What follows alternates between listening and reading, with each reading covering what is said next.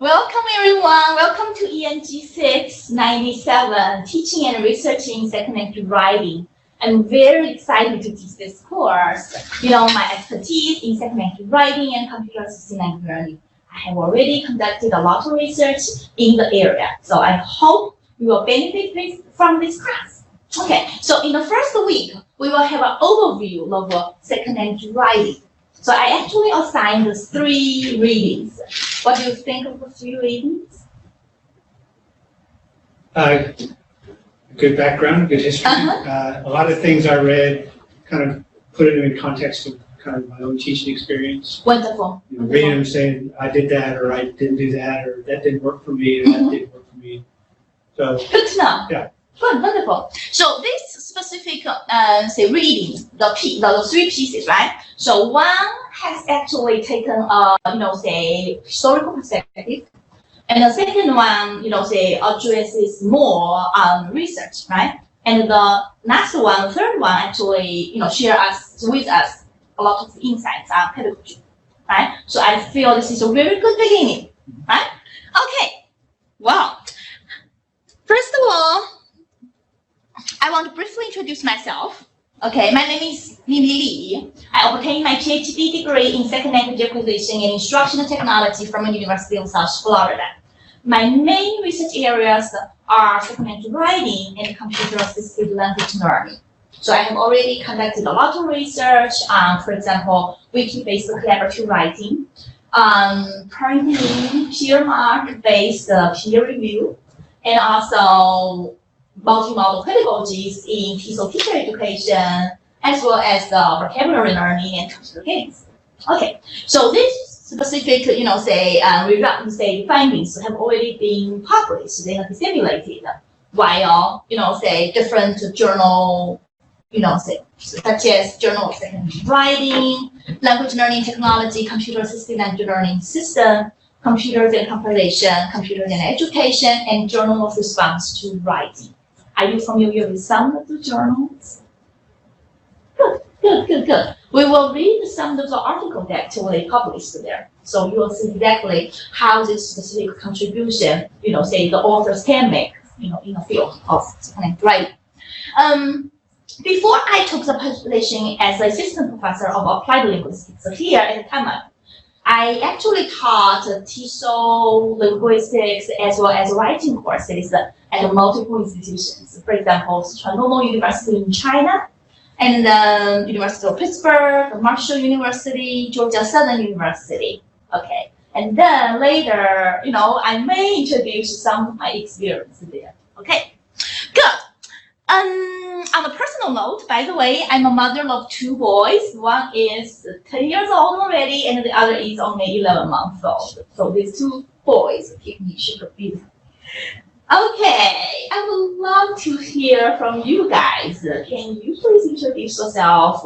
Also, could you please explain, what motivates you to, join and, participate in this, enroll in this course? What are the, writing, teaching experience you have? Okay, if you taught second language writing, share with us, your experience. Okay. Okay, John. I just started a PhD program here. Whoa, congratulations. Thank you. I finished my master's program here. Here too. Good. Here too. So I'm staying in the program. I've taught overseas in a couple different places.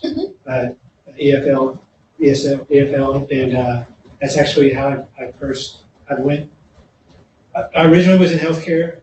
I quit that. Oh, really? And just on a whim, I said, I'm going to go to China and teach. And I loved it. And then from that point, I got back into school, got my master's here, and then into the PhD program. Okay, that's wonderful. One question suddenly pop up, pop up that is something to do with the health, discipline, right? So you are talking about you are actually familiar with that area.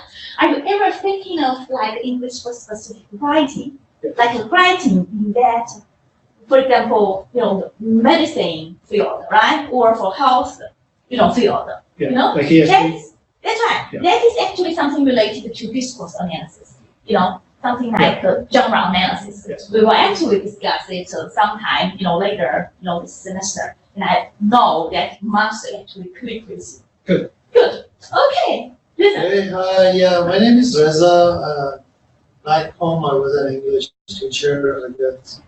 I studied TESOL, and so I entered my PhD program spring 2019. And something interesting happened for me.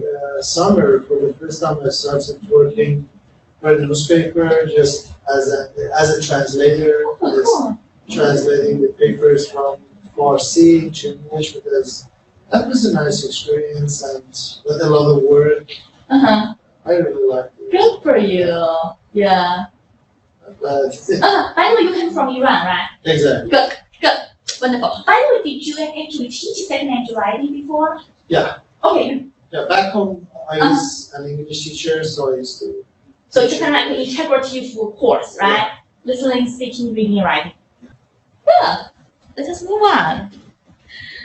So this course is called dual modality class. I want to introduce this to you because most of them are not so familiar with it, right? So actually, I would say this class can be delivered both face-to-face and online. So here, our face-to-face students will, of course, discuss with me face-to-face every week, right? So on Tuesday, again, remember at this, room. Then the video, our class will be videotaped, and the video will be shared with the online students, possibly tomorrow. So usually we do it, try to, with the help of Marie, we try to upload everything by Wednesday. Okay, so that's to say, the online students will also see the class dynamics here. Okay, the good thing for the, dual modality class is that even some questions posed or insights shared by the online students can also be addressed here in the face-to-face class. Okay, so that's to say, we try to, help not only the online students, but also the face-to-face students. We hope this will be a mutual scaffolding, okay, in the, whole learning experience. Hi. So we have actually a student coming here again. Mimi, could you please introduce yourself as well? Hi everybody, my name is Mimi. I am a third year doctoral student. This is my last classes finishing coursework. And yay! I'm teaching 2 French classes this semester. One is writing for this one, but I'm excited to take this class because second language writing is going to be my field, my specialty, and so I'm very excited for this class. Okay, so that's to say you actually taught second language writing already, right? Yes. So for example, like French and foreign language classes, right? You taught students writing. Good, wonderful. So we are introducing this is a dual modality class right now. So that's to say again, the class will be recorded and then the video will be shared with the online students. Okay, by the way, we have 3 online students in this class too. Altogether, there are a total of, say, 6 students. So later, I will introduce how, the online sections can definitely, collaborate with the, say, face-to-face section. Okay. By the way, remember our, working week begins on Tuesday. So that's to say, usually I require students to complete the readings by Tuesday rather than Monday. Okay, and also the due date ends on Monday. So that's to say, almost every assignment will be due on Monday midnight, 11:59.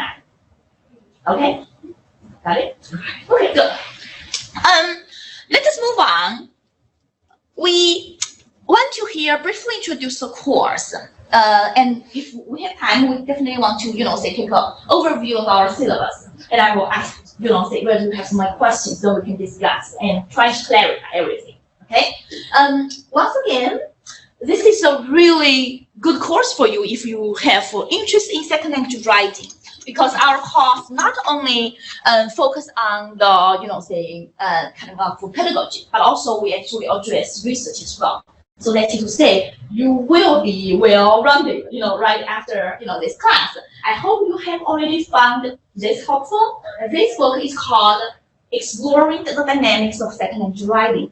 edited by Barbara Kroll. Like this is a really classical, I should say, work. So here the reason is that you can see each individual chapter is written by a renowned scholar in that field, right? So we actually will discuss a lot of different subdivisions, and you will see almost that author is really renowned in that specific discipline or that major area. Okay, and by the way, this is more research oriented, right? And then we have another textbook that is called Teaching Second Language Composition. Again, this is written by two renowned scholars in second language writing, Dr. Ferris and Dr. Hitchcock. So this textbook would be really helpful because you want to know how you can teach your second language students, and this will give you a lot of insights about pedagogy. Let's move on. So just now I mentioned the two textbooks, right? And actually there are another two, I should say, written by Dr. Kim Highland, are also wonderful. The reason I choose this one because I think this is a really good combination. One more focused on research and the other focused on say pedagogy, right? Okay, but anyway, you're welcome to check out the books I mentioned, research on second language writing by Dr. Kim Highland. Okay. So let us take a look at the assignments. We will have 5 major assignments in this class.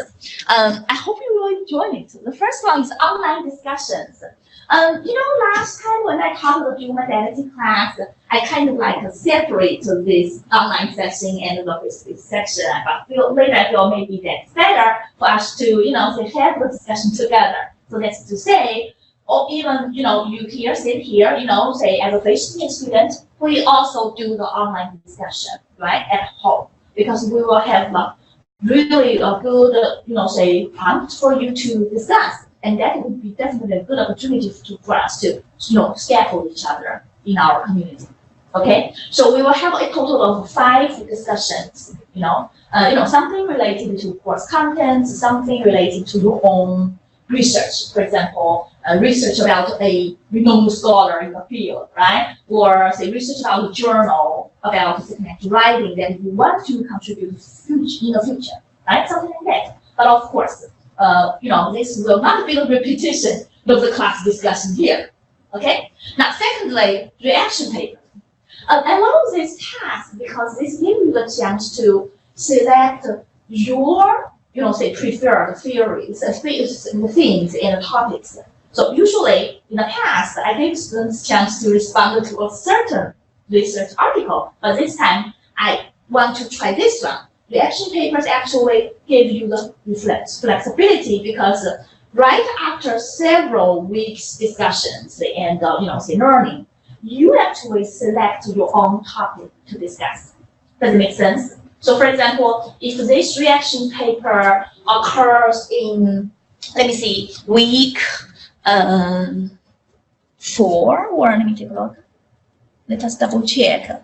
If we check the schedule, we will have the first reaction paper in week 5, right? So that is to say, you can choose whatever topics you are interested in responding to. For instance, you can choose the instructors and writers' perspectives as your topic. You can choose process and textual approaches to second language writing as your topic, or post-process and genre approaches to second language writing as your topic, or the rhetorical and cultural influences in second language writing, right? Also, you may combine these topics and you may combine these themes, right? You can do some comparisons, you can do some synthesis. It is totally dependent on your individual interests. That makes sense? You do not have to respond to just the individual article, right? You respond to a certain theme. Okay? That makes sense? Actually, I have a brief description about this task in a syllabus. But later, when, say, possibly in week 4 comes, and I will give you a detailed instruction. So usually I give students the assignment sheet. Okay, you will see exactly what my expectations are and what I require and what say flexibilities you can have. Okay? Okay, let us move on. We have the third assignment. I actually have this workshop leading assignment for this class. I'm actually excited about it. This is what I believe where students can contribute to a class. Okay, first of all, we will pair students up. My thought is to have one online student pair with one, distance learning student. So you two as a pair will have little discussion about a certain workshop. So I'll give you an example. For example, if you take a look at our course schedule, we will get a chance to have our first workshop leading in week 6, right? So we will have another workshop in week 9. And then we have the last workshop leading in week 11. Then the pairs will need to decide whether you want to do week 6 or week 9 or week 11, right? And at that time, for example, if we choose to do the discussion leading, the workshop leading in week 6, then you will try to figure out what specific pedagogical workshop you want to do. Does it make sense? For example, you want to guide us, like teaching, say reading and writing. So you focus on the writing-reading connection. And how will you do it? What specific, say theories that will inform your class, and what specific techniques and, say instructional materials will you use, and then how to use it, do a specific pedagogical oriented workshop, right? For example, if you are interested in doing the peer response, you want to say, oh, I want to do a workshop on how to, organize an effective peer response. Then, of course, you can, sign up for the second, say workshop discussion, leading activity. Does it make sense? And then I give you the link to, say, have the online students, pair with the, say, face-to-face students. Does it make sense? So, by the way, if you check our course website, and then you will see there is a link. You can do it right now, or right after the class, I should say. Here, I give you the chance to introduce yourself using the, self-introduction page. And then right after that, you can have the workshop leading sign up. Is that clear?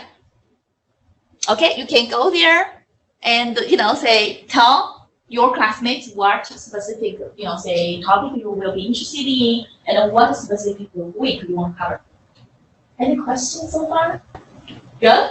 So I would be happy to have the online students join us during this specific, meeting activities, say workshop meeting activities, because I know you and your partner discussed already after class, right? But maybe the other, say collaborator, the online student want to join us. Then I invite the, say online student to join us simultaneously as well. So, for example, they can, he or she can also, for example, join our discussion here, say with the face-to-face students, right? I hope it will work out. This is actually the first time I do such activities with the, say, dual modality class. Okay. So what do we do if our partner can't do it live? Do we make a video? I'm thinking if the if the say online students can do like a PowerPoint slide with the audio embedded, that would be wonderful. Okay, let us move on. We have next assignment that is something to do with the say analysis of student writing. So that is to say here you regard yourself as a second language writing instructor. Okay, so since you actually have already learned so many, say theories and so many, pedagogical approaches, you want to actually apply your knowledge into your, say teaching, right? So I would love you to collect some writing samples from your previous students maybe, or even your current students, right? So for example, after you learned how to do the teacher feedback, or explicitly or implicitly, and we have tons of, say, techniques for teachers to do feedback. Or after you learn the, say, error treatments. Also, once again, we have a lot of good ways to, treat errors, right? So then you may definitely want to use this knowledge, right? Then try to complete this task analysis of student writing. Okay, so I hope it should be, the student level should be not high, not advanced level, something like intermediate or even lower, proficiency level. It would be perfect. Then it gives you a lot of chance to, say demonstrate your knowledge and the skills in, treating errors and providing effective feedback. Okay. Should they be native speakers or non-native speakers? I hope you can find a non-native speaker to work with. Do you think that would be a problem for you?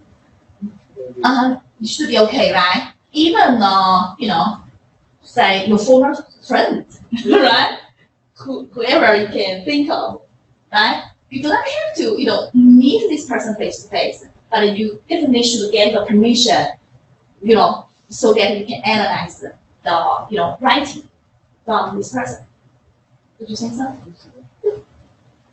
I might have a problem getting hold of copies of it, so, what If you have any problems finding out your own data, and I will definitely find some good online resources for you, because there are a lot of, for example, TOEFL writing samples. Does it make sense? Then I can definitely share with you. You just email me, okay? Email me first if you have some problems. Find out your own students to work with. Then I will just, say suggest or just give you some lists. Like, okay, these are specific, say, the websites. You can go and find some free writing samples that you can work with. Good question. Thank you. Last one. This is exactly exciting project. That is the research proposal. To be honest, the goal for you is to become a second language writing researcher, right? So at this stage, you do not have enough time to collect your own data, right? However, I want you to complete the first 3 sections. I mean, like the introduction section, your literature review section, and your methodology section. Does it make sense? For example, if you are writing your thesis or writing your dissertation, we usually at this moment focus on the first 3 chapters, right? Which like your proposal defense, something like that, right? So for this one, if you take a look at the description included in our syllabus, we actually have something like detailed expectations for you. For example, you should have a discussion of research problem, then your objectives, the significance of the study, the definition of key terms, research hypothesis if you do the quantitative analysis, right? Quantitative study. Then continue with the second section, a review of related literature. And the last one, description of the research methodology. Okay, again, it should, say, adhere to APA style. Right? This would be a really good beginning for you. If you feel, wow, this is that exciting, I want to collect the data in the next semester, then that's definitely, workable. Just do it. Try to envision what you want to publish in the future. And then you have a proposal. Once I approve this proposal, I'll work with you together and try to, say, have this real research you find. And then maybe next semester you can collect the data and you have your own research. Let us aim high. Okay. But if you have any problems, let me know. Okay, I always do my best to help my students. Okay, and lastly, it is good for us to learn each other's interests, right? So I have the short task as a follow-up. So I will have the peer, class, presentation. So you will be here, or online students once again you do PowerPoint slides with preferably you should do that with the video embedding again. Okay, the audio embedding, right? So then we will like a critique each other's. Okay, let us move on. So if you have any Sorry, I have one question. Yes. So for the workshop meeting assignment, should we pair up with the online students based on the topic we selected or because we picked them randomly?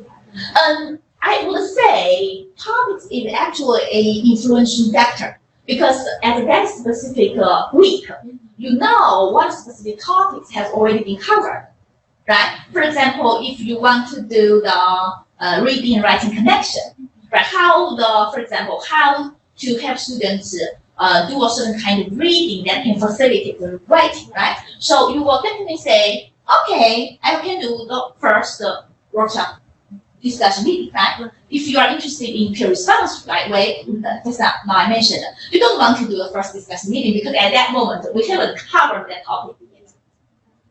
Does that make sense? Yeah, it actually totally depends on your own preference, of course, and your schedule as well, right? Okay, but basically these topics are flexible. You would definitely want to discuss with me again. I will give you the very detailed assignment sheet. I will show each individual pair. Usually, the pairs who need to, for example, lead the discussion next week and then this week, you have already been, say, get ready for everything. You just need to rehearse your presentation later in class. That makes sense? So then to say, I encourage you to discuss with me about your workshop discussion at least 3, weeks ahead. Or even 5 weeks ahead, if you like. Right? Okay. So I'm just trying to kind of visualize how it works. So if somebody wanted to say, I want to do my workshop on this. And this and then I post up there, then somebody will reply to you and say, hey, I want to join you, John. right, and somebody online say, hey, can I jump in on that? That's right. That's right. Okay. So there's no problem, I think. Yeah. Right? Good. Yeah, sure. And of course, always email me if you feel like, oh, there is a conflict. I really feel like I want to take that topic. But there are a lot of topics for you to do, right? But the reason why I want to do the workshop because I want to bring different perspectives, and I want to, encourage your agency, right? So your agency as your, as a say, second language writer, writing teacher, right? Okay, you will know it. But the only thing I needed to maybe get your permission is that you are still happy for this specific recording going on, because the class is actually recording. When you do the discussion, if you get given the permission, you do it, right? And the whole class will benefit from your workshop meeting, right? Sounds good. Okay, wonderful. Now let us move on. I would love you here to take a look at the first piece now. And I will go through first reading, second reading, and a third reading. Well, of course, we will have a short discussion at this moment. But later, I want to leave our open discussion in the end of this class. Okay, I would love you to reflect on your own teaching approaches and reflect on your learning experience as a second language learner. Something like that. And I would, of course, like to say at this moment, the format is a little bit like a lecture. Okay, but anyway, interrupt me if you feel you really need to ask me a question or you would all of us to discuss a certain issue. Okay, but here I would love to go through and try to guide you all through the 3 readings because I'm thinking, oh, those are really good points. Those are something that we want to tease out and highlight here. Then I'll discuss it with you together. Okay, and I will add my own experience as well at this moment.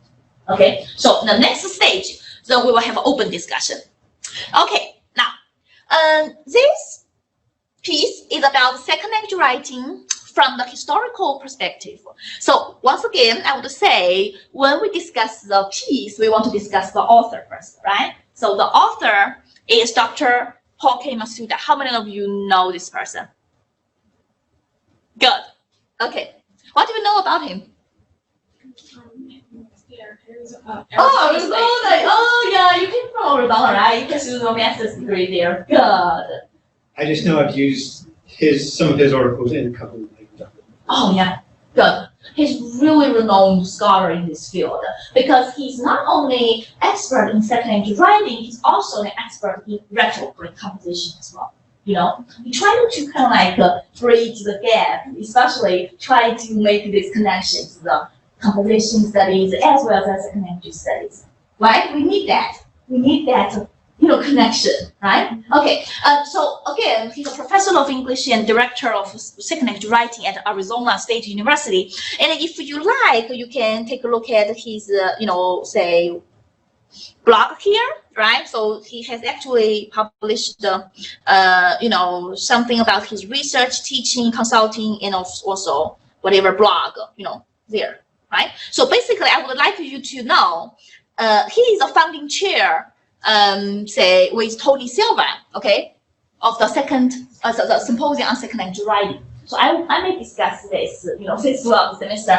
This is a good conference. You want to definitely submit your proposal in the future, because this is so good conference that you turn to meet everybody in this field, So I will be presenting at symposium on second language writing sometime in November. So I will, of course, bring some, say, good outcome, come back and share with you. But remember, this is really a meeting for second language writing scholars, or second language writing, say, researchers, or just graduate students.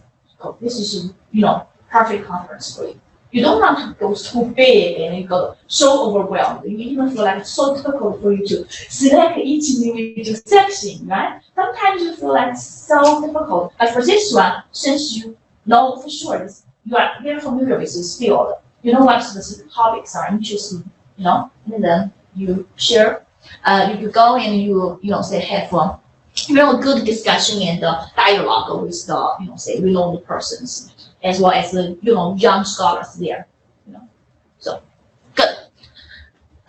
Now let us discuss this piece. This chapter, I would say, is really a good way for us to understand the history.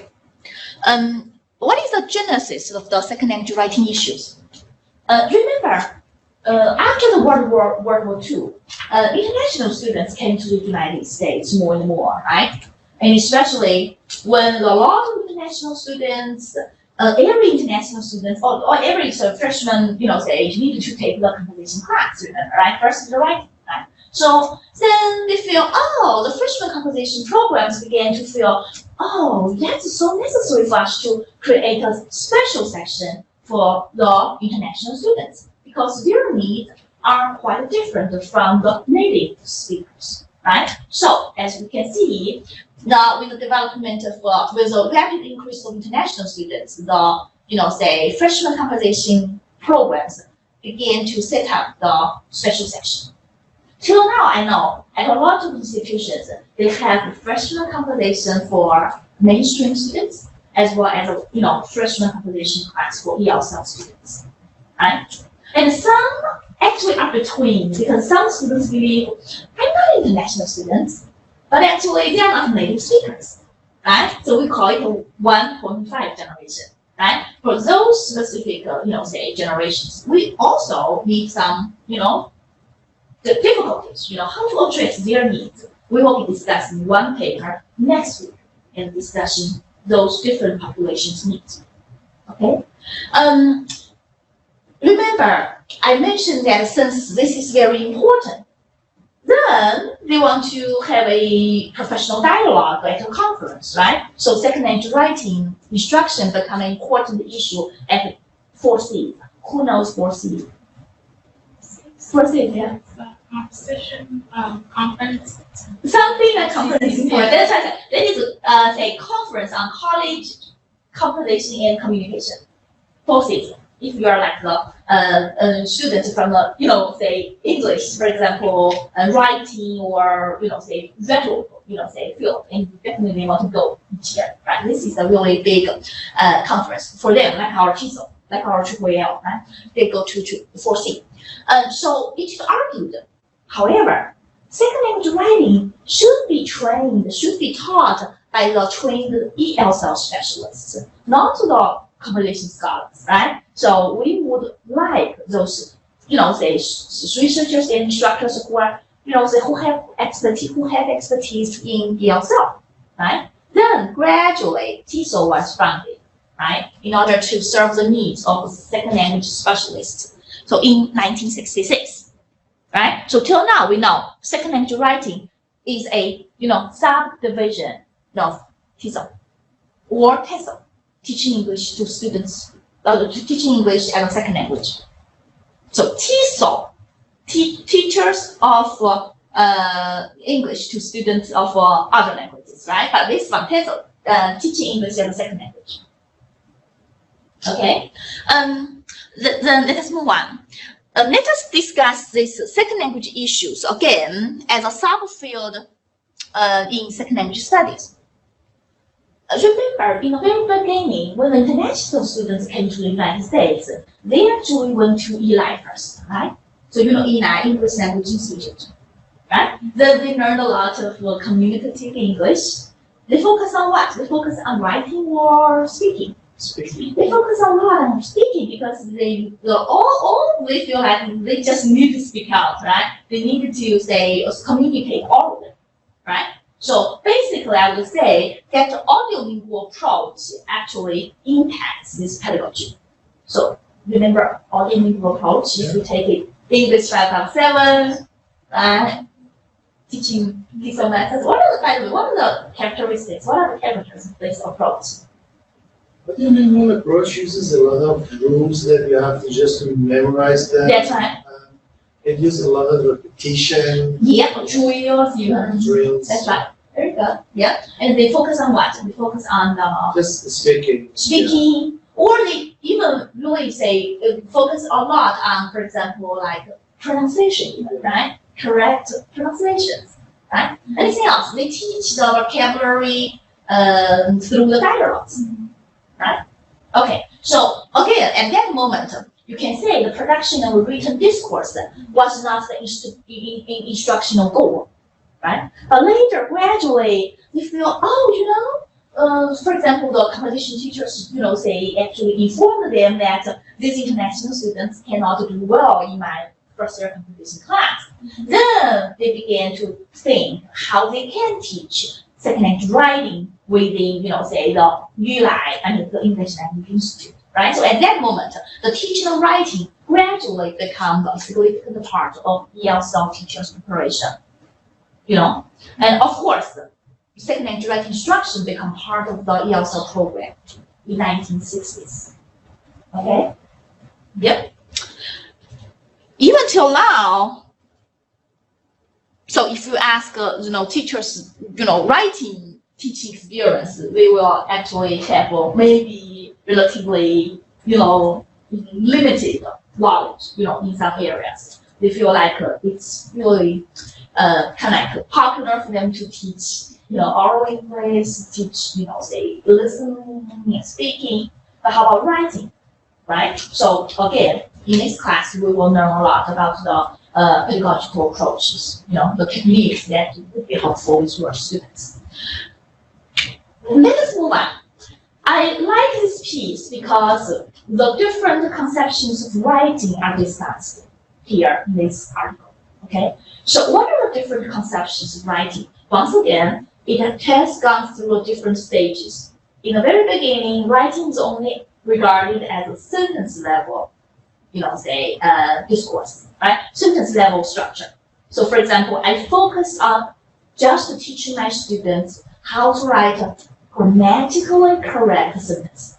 Then you combine the different sentences together, then that is a paragraph, and then that is a writing, right? So why this became a little bit popular, during that age, it was informed by behaviorism, right? Who knows behaviorism? Behaviorism was, it came from, Chomsky was against the behaviorism because it's the idea that language learning is just like any other skill that requires memorization. And so it led a lot of teaching, it drove a lot of the teaching to be more of repetition and drills because that's the way that you learn. That's right. By instilling those drills, just like you're training a dog. Or That's right, exactly. This is exactly a good metaphor because remember, behaviorism actually believe that we have the principle of stimulus and response. If you have like a really good external stimuli, and then the response will actually be accepted, and you can see the good behaviors, right? That is to say, the behaviors actually is regarded a new behavior is actually as a acquisition of the learning. Does it make sense? Right? So for example, like this learning, behaviorism, so they will really focus on a lot on how to, to give the students external stimuli. For example, a lot of composition, say controlled composition practices. So by the way, do you know controlled composition, such as the combining exercises or substitution exercises? Yeah, for example? We did it a lot. I taught last summer at American Language Institute. Mm-hmm. We had students that were taking the test to keep their, for various reasons, a lot of it was to keep their immigration status. So, Yeah. and so we know what test they have to take. So Oh, yeah. we kind of, we set up practice for them. Okay, you write the sentence this way, because this is what they're going to be looking for. So it doesn't give them a lot of creativity, but at the same time, it does help them up to a point right now. Exactly.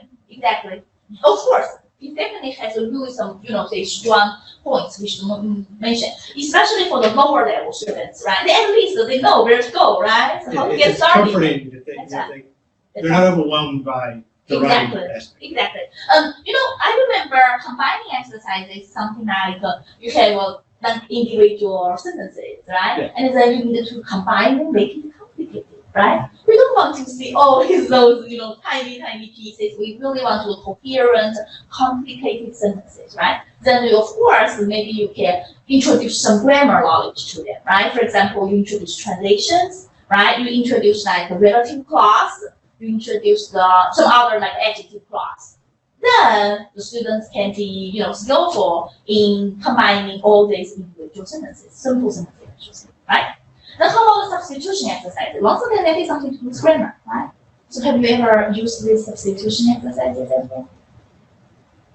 Substitution, At the school they use it a lot when they want to teach grammar. Exactly. Yes. Yeah, substitution, right? For example, can you give me an example? For example, they put the word on the board. They say he, then to exclude everything. Uh-huh. Yes, and then they try to change. The It's what- vocabulary, yeah, right? exactly, The verb. yeah. Uh-huh. Exactly. Good. That is a Or good they example. change the subject. Subject as well. That's right. Goes to school every day. Then they say he, I, we. That's right.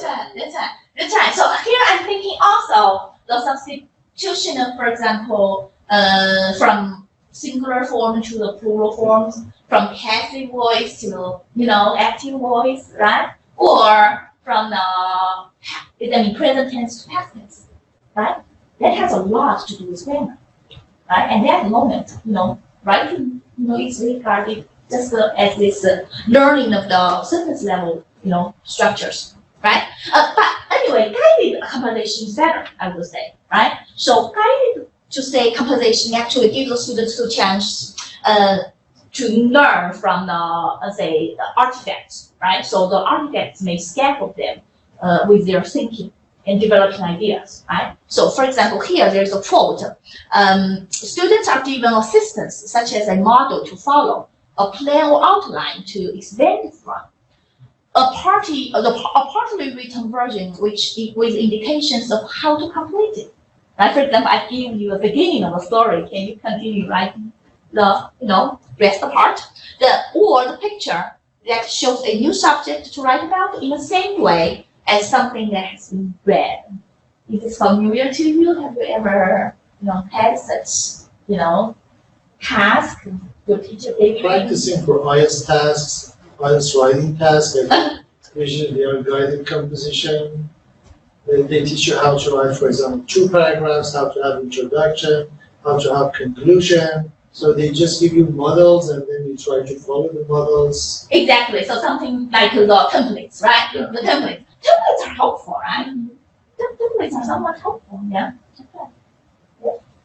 Okay, let's move on. So again, it has some benefits, of course, but we argue that writing does not mean that we only focus on writing the grammatical correct sentences, right? Instead, we really want to focus on the logical organization. Don't you think so? Okay, so now here comes the second conception, that is writing as a discourse level structure. Did you notice that this is actually bigger unit, right? So discourse level, right? Again, this is actually informed by contrastive analysis and discourse analysis. So are you familiar with contrastive analysis? What does it mean? Contrast what? The L1 and L2, Yes. the writing styles of the two, and how are they structurally different? It's good, good.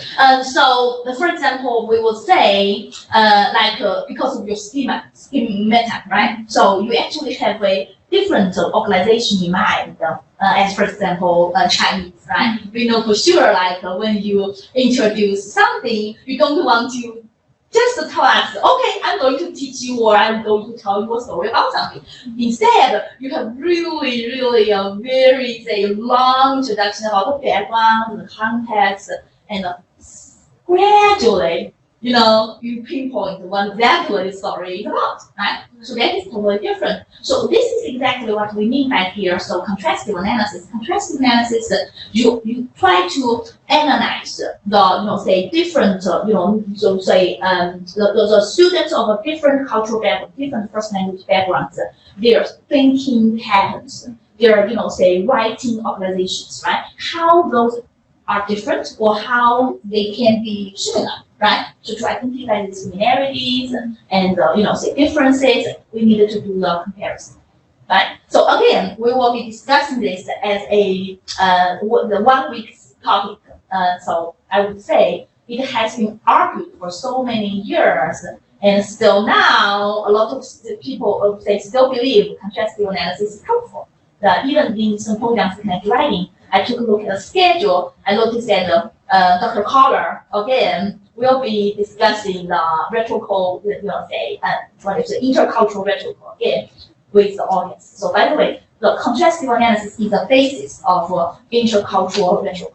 In the past, we call it contrastive rhetoric, and then we change contrastive rhetoric to intercultural rhetoric because contrastive rhetoric is a little bit misleading, because if you contrast, you have to, for example, say tease out those differences. But that's so interesting, even though, for example, there's no such specific grammatical issues in, for example, Chinese, but students still didn't make much mistake here.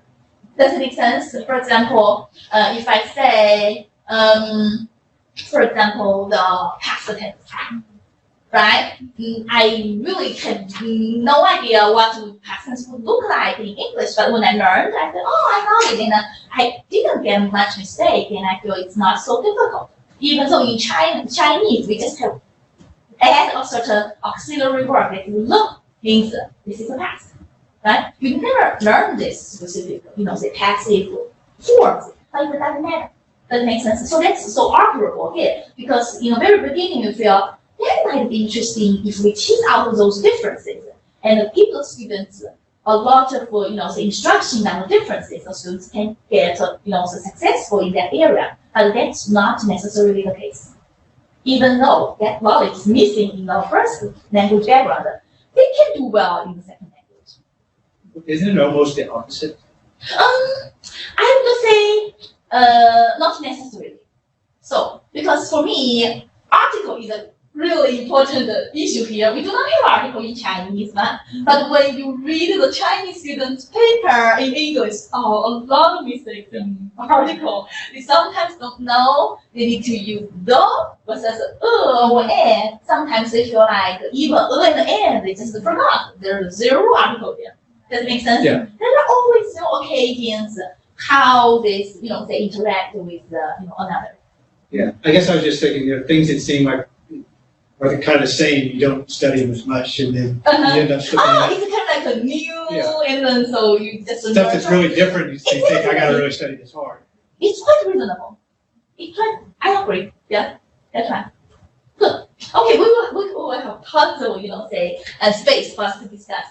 So this is something to do with the discourse analysis. Okay, even I know some of you are interested in humor, right? And in discourse analysis, you analyze the turn taking, you analyze, say the different speech acts, something that is pragmatic, so related knowledge, also fitting in the discourse analysis. Okay, so now what helps us here in pedagogy? So we know that, okay, we need to focus on the logical organization.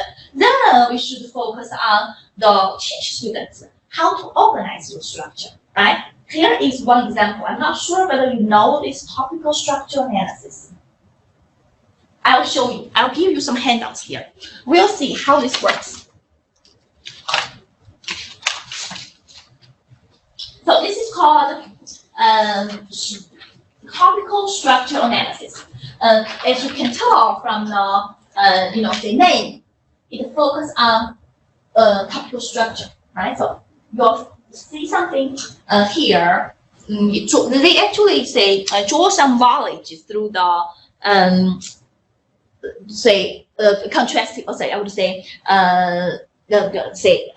systemic functional grammar. Okay, you talk about the theme, the ring, right?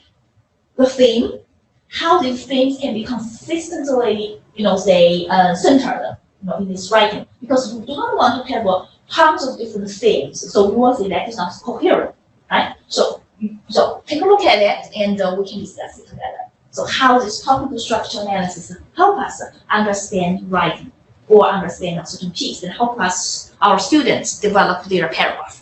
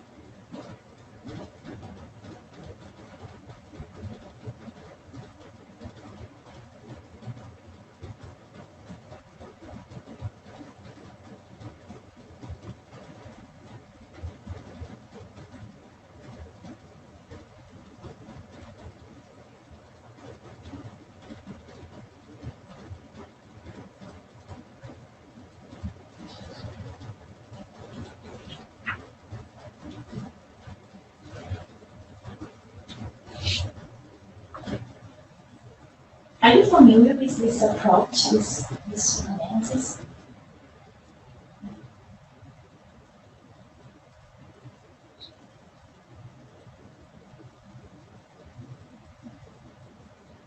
What do you think of it? It was actually used, as you say,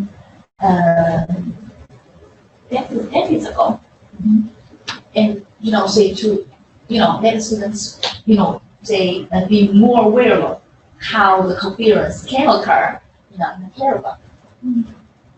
So did you notice that there are three concepts here? One is called the PP, and the other is SP, and then EPP, right? So when you analyze a discourse, and you see just the focus on the subject here, right? So whether this is in parallel, so parallel progression, right?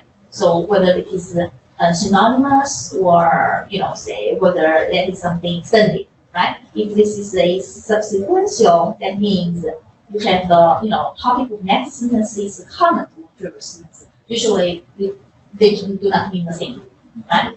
And then later we have extended parallel progression, that you actually still want to focus on one subject, but you connect introduce something else in between, and then you go back and discuss the previous topic, right? What do you think of that?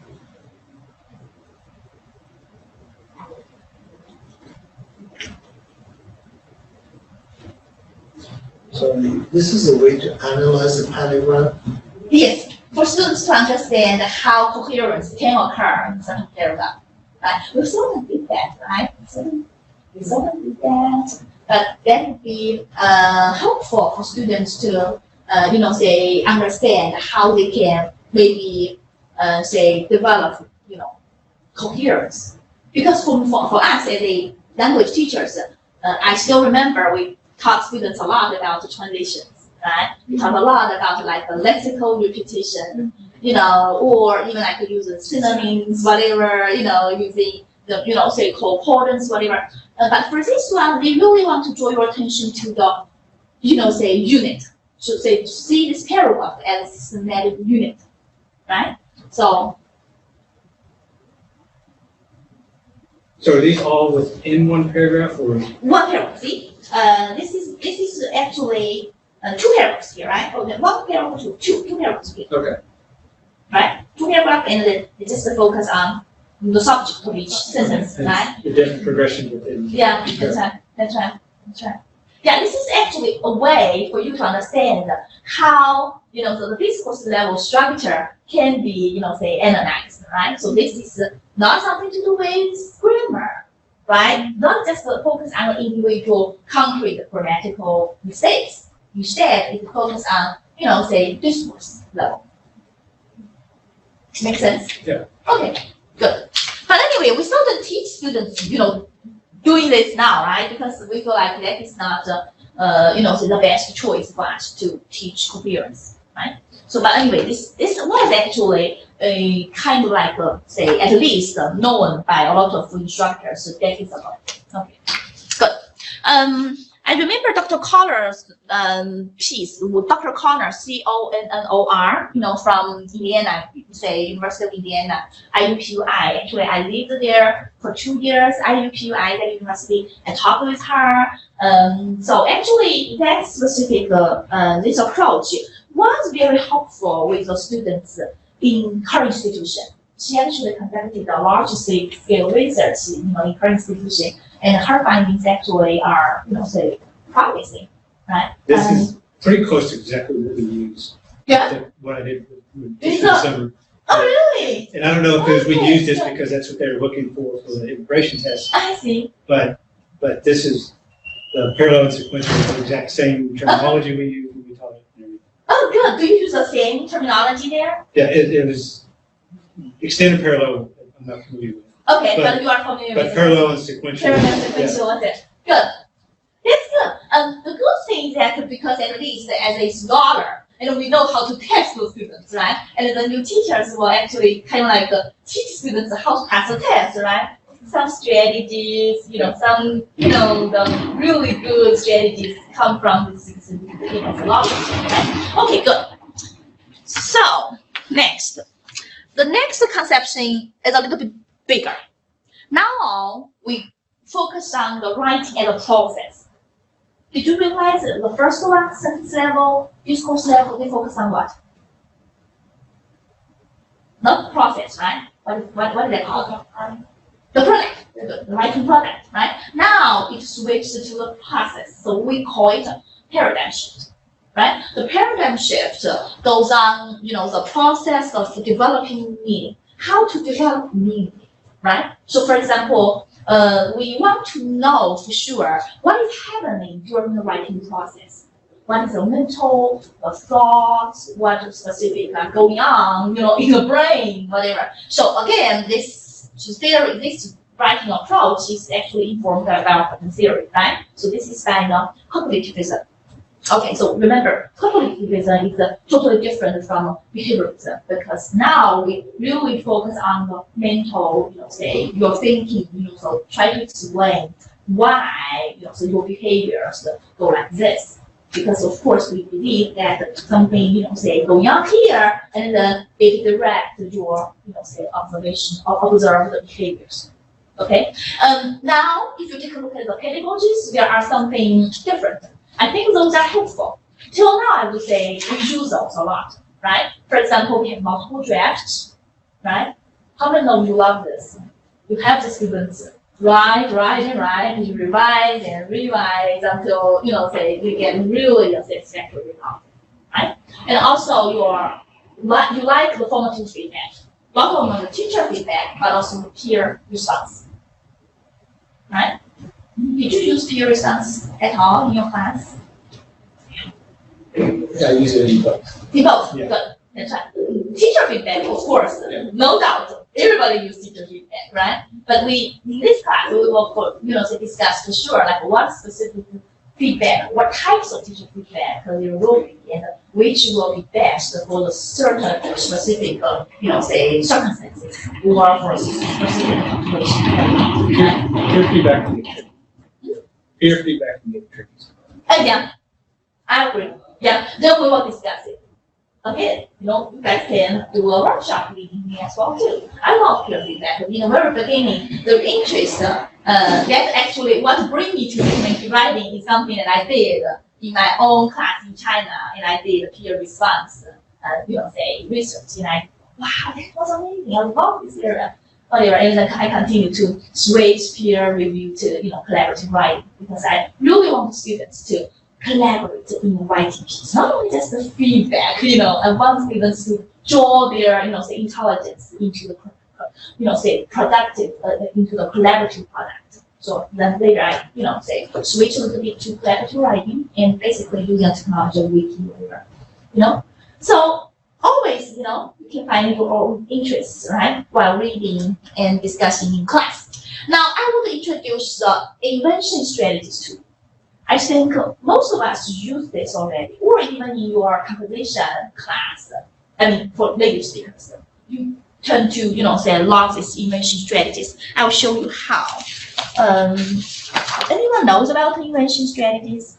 What are the invention strategies? Once you read the handout, oh, that is called invention. Okay, now we'll take a look at those invention strategies.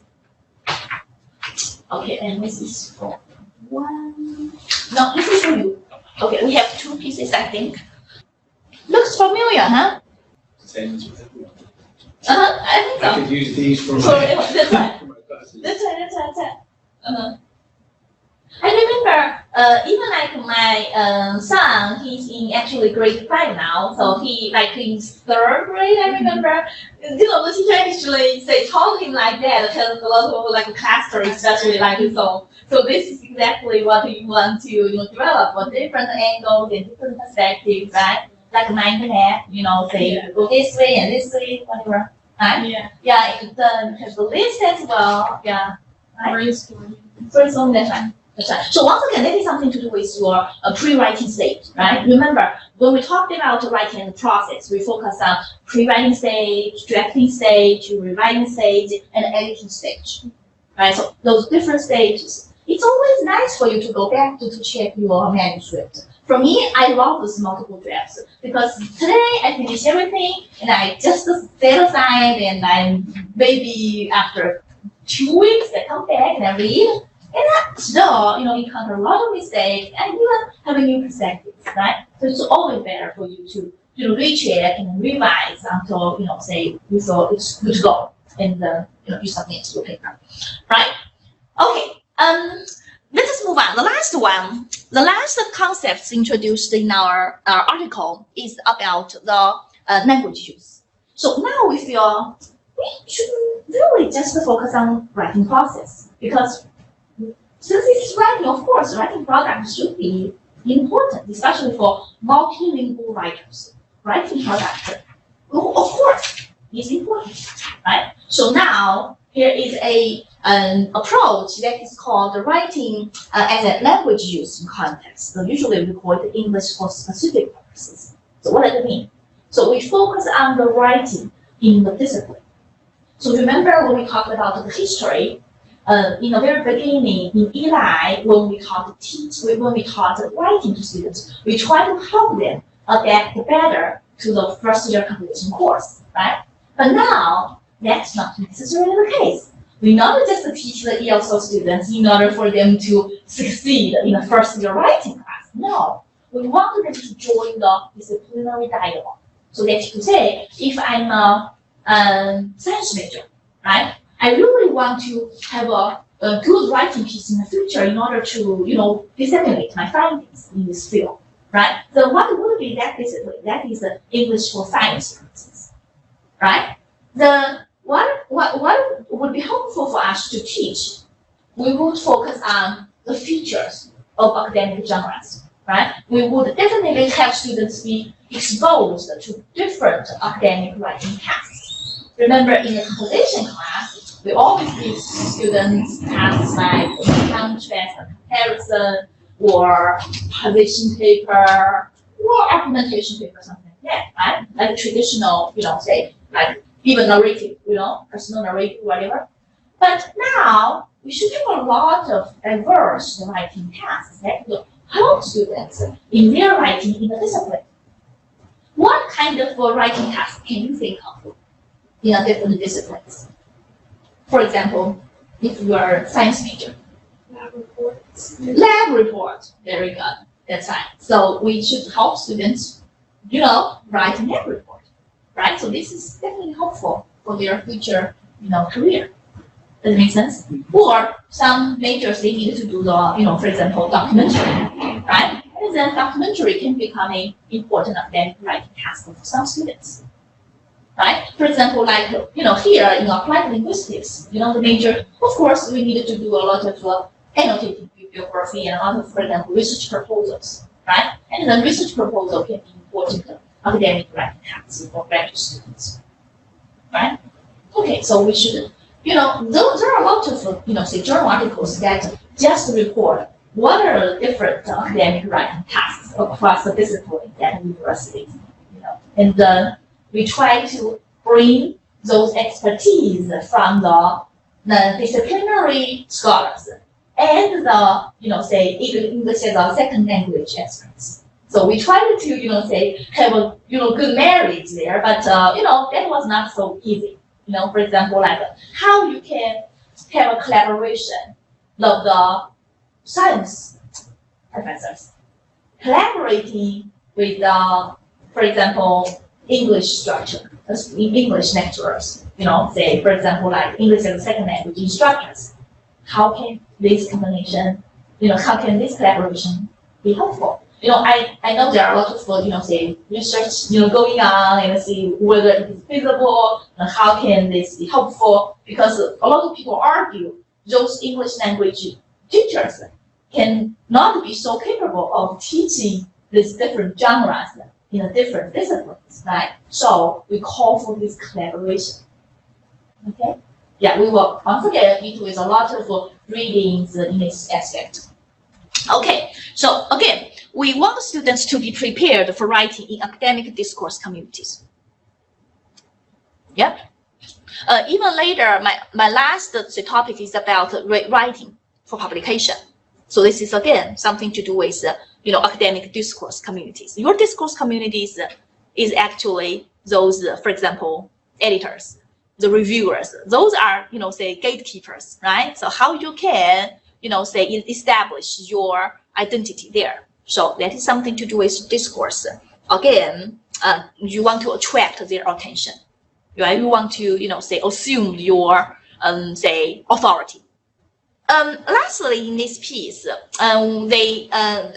Masuda told, we cannot just say second language writing get insights from the first language writing or composition. Of course, the second language writing can also shed light on composition studies. For example, basic writings. For basic writing, have you ever heard of basic writing? Basic writing is actually a subfield of composition. So, for example, for those who actually need extra, say, help, because those English levels, especially writing levels, are not good enough as the main students, as a general, say, average first year students, right? So they need extra help. At this moment, these basic writers will definitely benefit from the approaches such as error analysis, vocabulary lists, or the controlled composition, as we discussed just now. Right? Okay, so that is to say again, those two, say disciplines should, mutually benefit each other. Now we know second language writing is an interdisciplinary field. Why? Because you can see we have a lot of collaborative efforts from both composition specialists, say, scholars and second language specialists. Second language writing issues have already been discussed at multiple conferences, right? In, say, composition field or the second language field, such as AAAL, TESOL, and 4Cs. Okay, and the research articles you can see, even the composition articles also they publish the second language issues, such as like teaching English in a 2-year college, or college composition and communication, and also the WPA, right? So later, as you can see, my readings try to cover all these different perspectives. I, say, draw on these journal articles, say, from not only the discipline of second language writing, but also the discipline of, composition, so that you can have a really the big picture of what the field will look like. Okay. Now, the third thing I want you to know is that writing as a established field first one, what is a major, say, second-hand writing, say, journal? So this one, Journal of Second-Hand Writing. It is established in 1992. So if you want to search the research, I definitely encourage you to, say, search Journal of Second-Hand Writing. Okay, this is a really good beginning. And then you can go to the website, and I don't want to introduce so much here, but I include the link here, right? And later, I'll share the slides, with you guys. And of course, the online students, I will also share the class handouts with you guys too, okay? Like this, right? And then you check everything here. And then we have the second one, you should know the second language, you should know the second language, writing conference, right? That is called Symposium on Second Language Writing, established in 1998. And if you feel like second language writing is your area, is your expertise later, and then, I encourage you to present here, okay? So like this year, you go to 2019, it will be in Arizona State University, and these are the plenary speakers, and then we'll talk about so if you take a look at these institute speakers, you will see still these topics are very popular recently, right? Just now, as I mentioned, so we can definitely discuss a lot about assessment, like the, for example, collaborative writing here, right? To get some details here, okay? Right after class. And lastly, there are a lot of programs now offering specialization in second language writing. Even, their expertise are second language writing. There are programs. Like we have the applied linguistics program, and they have second language writing program, right? So at least I know 5 or 6 universities actually have this as a, graduate programs. Okay, they just train this the second language writing specialists in order to serve, for example, the writing centers in the future, or at least the writing administrators, something like that. Okay. Do you need a rest? I think you need a small, short break, right? Let us have 5-minute break, and then we'll come back. Thank you. Okay, welcome you back. Online students, okay, I apologize that I didn't say hi to you guys. And after the break, I feel, I need to say hi to everybody. And the next time, remember, I will always say hi to you first. Online students. Okay, welcome you back. We will be discussing the second article. This is more research-oriented, okay? Overview of second language writing research written by Charlene Polio. So Dr. Charlene Polio is a professor of linguistics at Michigan State University. So once again, I want you to take a look at her website here. Right now, she is actually co-editor of TESOL Quarterly, okay? And also, she was a past associate editor for the Modern Language Journal, right? So anyway, beginning again, this article introduced to us this field so well. First of all, let us discuss the foresight.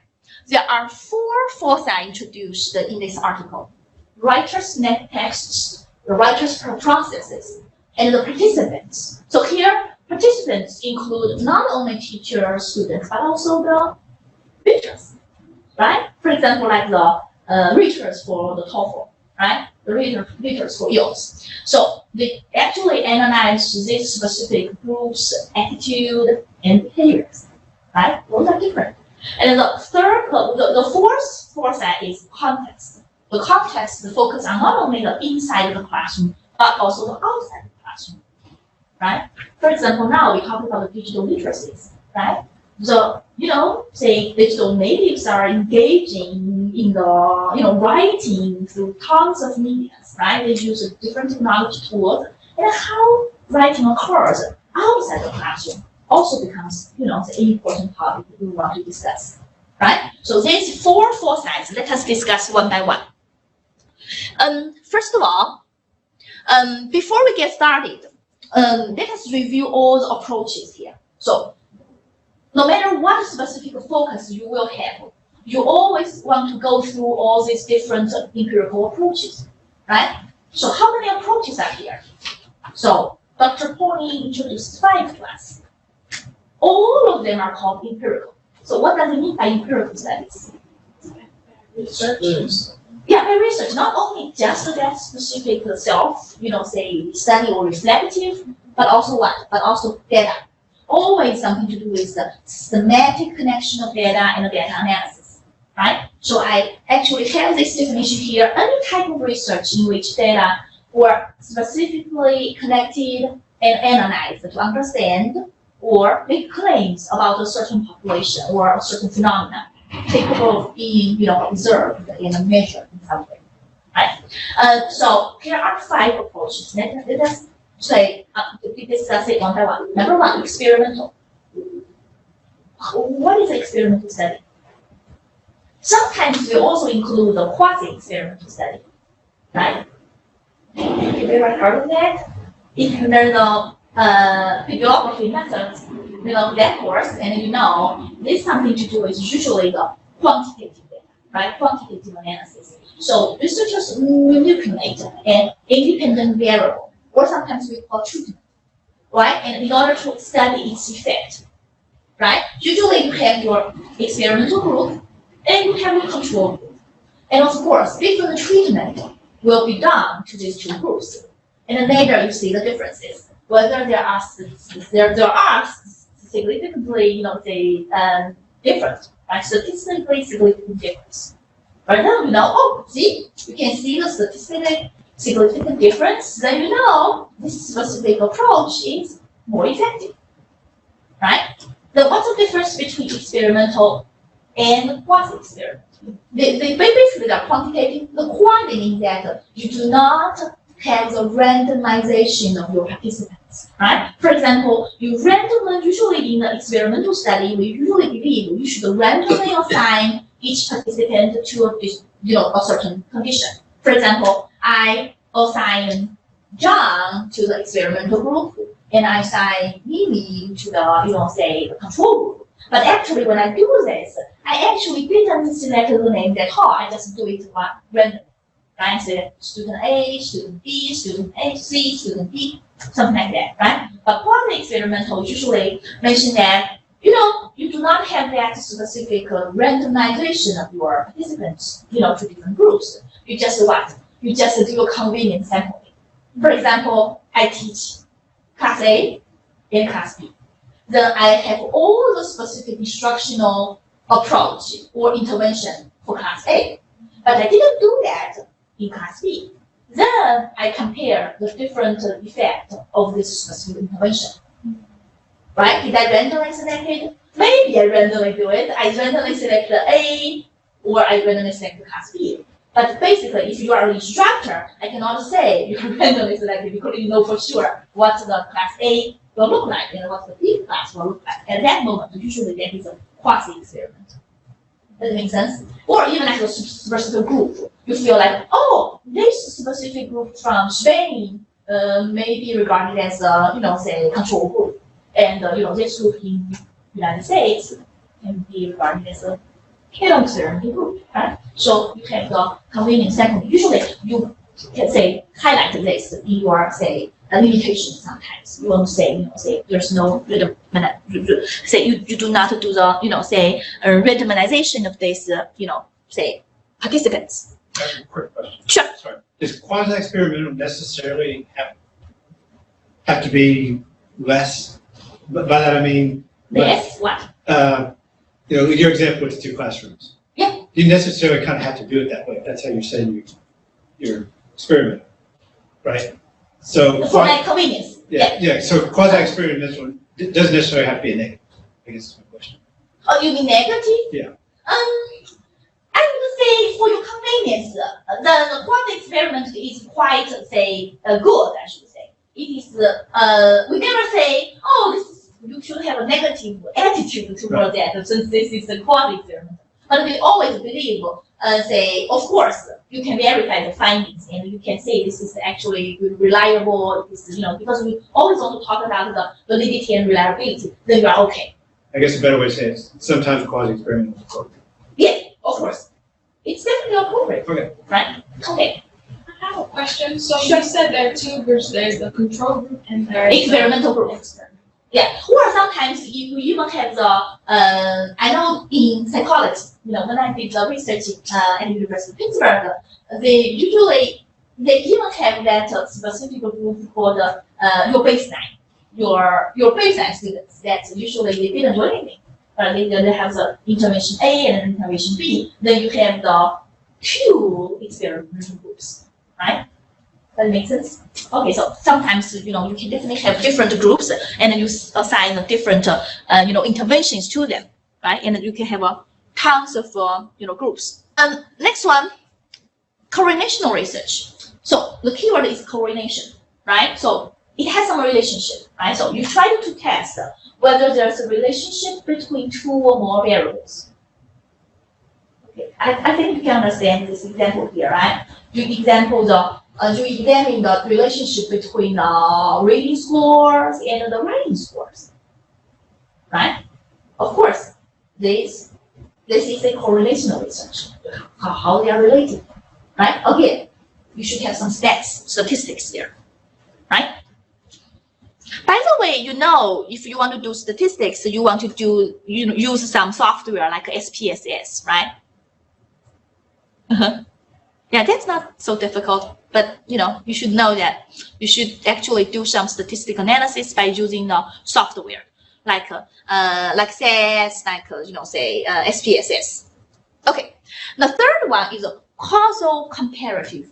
So here the keyword is causal. So correlational does not mean causal, right? Causal means that something lead to the result of something, right? So for example, here you examine the difference or the effect of the different groups of writers, how the groups from different first language may produce different text organizations, right? So you can see there are some causal relations there.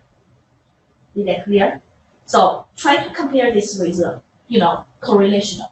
Correlational will focus on, the comparison of the two. No causal relationship is implied. But here, the causal comparative approach is to examine the causal relationship between the variables. So you can have a lot of variables here. The subjects are divided into groups according to categorical variables. So this is important, categorical variables. So that is to say, you can of course analyze the influence of the different first language, right? You can analyze the influence of the different gender, something, right? Okay. Yeah. Can you explain the difference again between the correlational and the causal? So causal, if you know the word causal, that means something causes something else, right? So you cannot see, you can see something, maybe some can be the reason, right? And then something can be the result, right? Maybe you can say because of the students, come from a different, first language background, they produce writing with a different, organization, right? So, according to our knowledge in contrastive rhetoric, that's like that. Definitely, it's like that. We will learn that. But if we talk about the correlation, we do not actually imply the causal relationship at all. We just say, okay, they are related. We do not know which affect which. We just know, okay, they are related. This is correlated. Correlational research. Then when you do SPSS, you run correlation analysis. When you do, something else, and then you run different, ways, to analyze the data. Okay, is that clear? Okay, thank you. Always interrupt me, okay, if you need a clarification.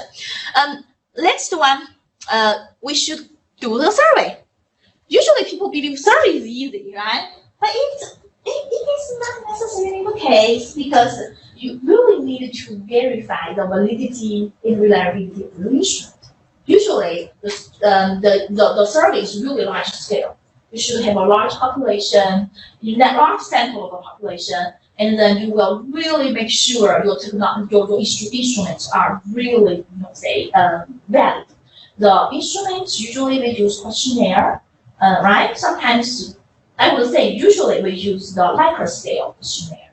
So, 5-point Likert scales, right? Okay, so you try to, say, test the construct's validity, the face validity, a lot of different validity and reliability you need to, say, make sure before you, say, academic, do this survey, right? For example, here, this survey, the question is, what kind of rhetorical instruction did the students receive in their first language? Then you have a large sample of population, for example, from common or writing program, right, or first year writing program. And each individual student, say, well, just complete the survey about their own rhetorical instruction. Is that clear? So right after that, write experimental study, correlational, causal, and survey. Then we move on to the qualitative one. Sometimes the survey can be kind of mixed with the qualitative study. That's what they call the mixed method. Mixed method is definitely okay, right? But for me, in my area, say research area, we just feel like at this moment you really want to analyze, examine the, say, phenomena in its natural settings. Then you use qualitative study, right? So you just really want to, say, for example, investigate or say convey or say a big picture of what is going on about the students' writing process using wikis, and then you do the, say qualitative study, right? So there are again 5 approaches here. So this is exactly what I added. I want you to know this because later when you do your research proposal, you want to actually list for sure what specific approach, we call it methodology approach, you will be using, right? So will this be a qualitative study or quantitative study, right? So for example, if this is a qualitative study, are you going to do a narrative research or phenomenological research or grounded theory research or ethnographical research or case study research? Are you familiar with all these? Yeah, I give you a link here. I think this is a good resource for you to take a look. This website, okay, so this link actually takes you to, say the description of a different approach. So here, this is ethnography, right? So, especially in anthropology, right? They did a lot of, say ethnography here. The narrative, you tried to, say form a cohesive story, right? By using interviews, by collecting their documents, something like that. And then phenomenology, phenomenological, the grounded theory. Actually, grounded theory is to not only just to explain or explore something, but also you want to establish a certain theory. Okay. And case study. Case study is, say to review, related to the value of the case study is to explain something, have a deeper understanding through multiple data resources. Okay. Or sometimes we call it a triangulated data resources, right? Have you ever heard of data triangulation?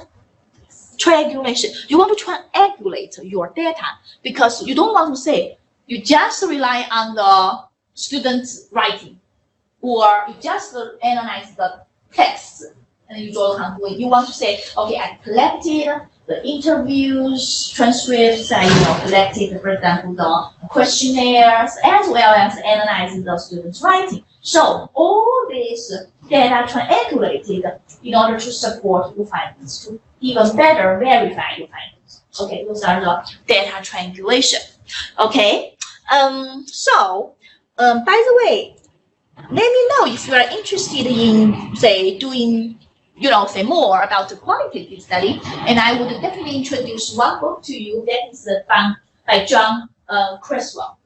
Have you heard of this name? This is really big name in, say, method field. So especially like the research methods in social studies, right? So John Creswell. Okay, that he actually had a book discussing these 5 approaches. Okay. Is it the same book you use in your 5? 5, that's right. Yeah. That's right. Exactly. Yeah? Yeah. Is that helpful? Yeah. Yeah, that's right. Good.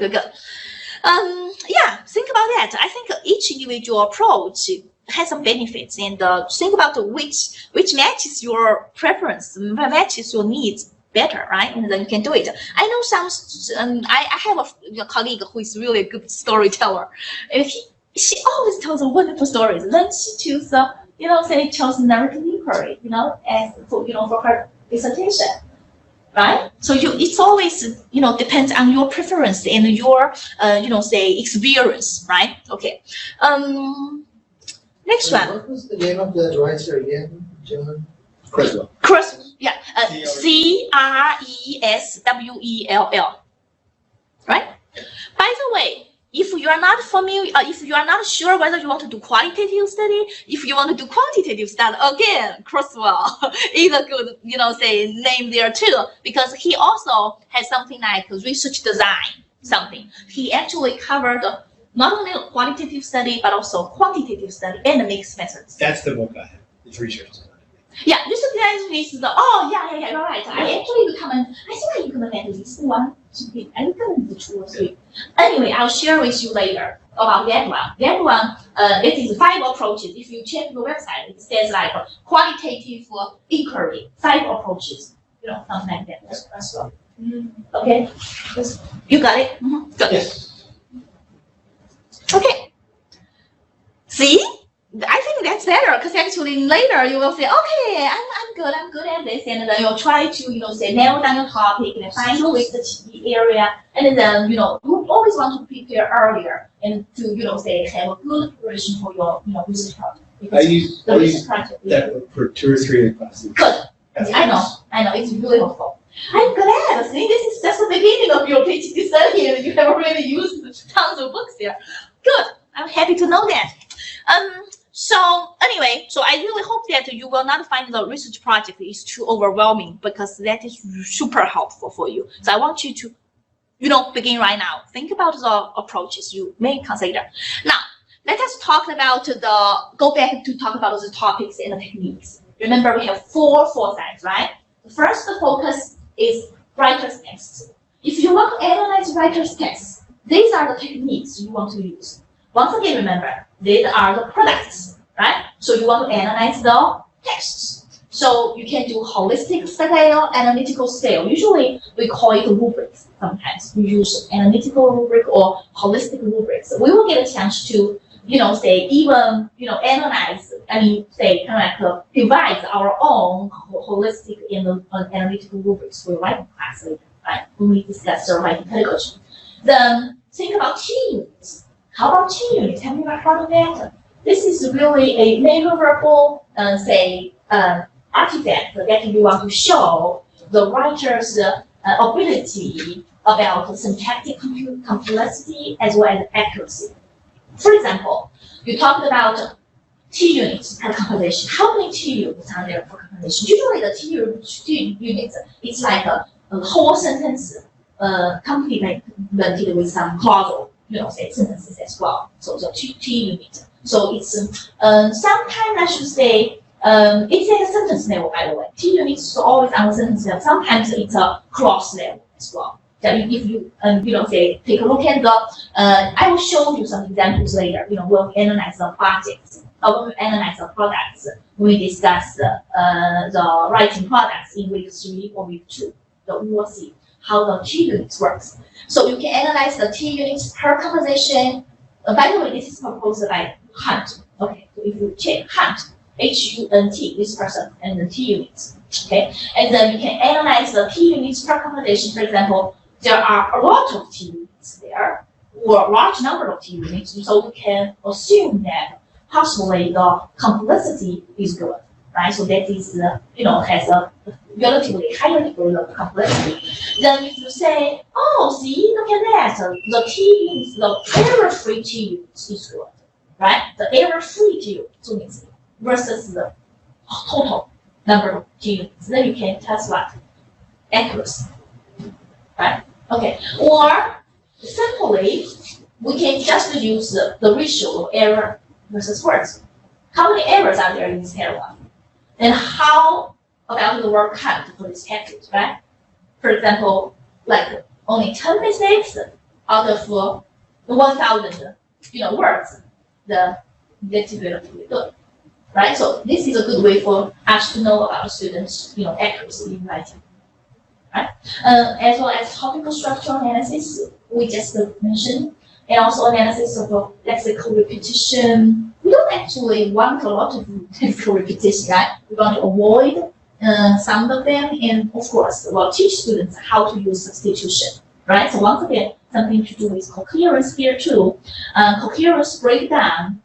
I actually use this for my collaborative writing project. So in my wiki-based collaborative writing, I try to explore how the students' writing process using wikis connected with their overall quality of their collaborative product.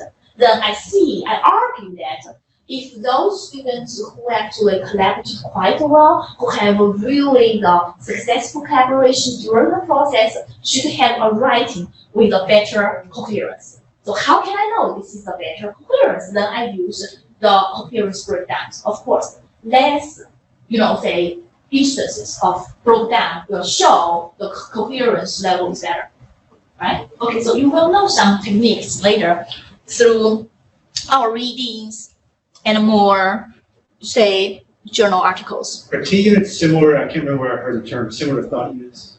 What's it? Thought units? Yeah, exactly. Good.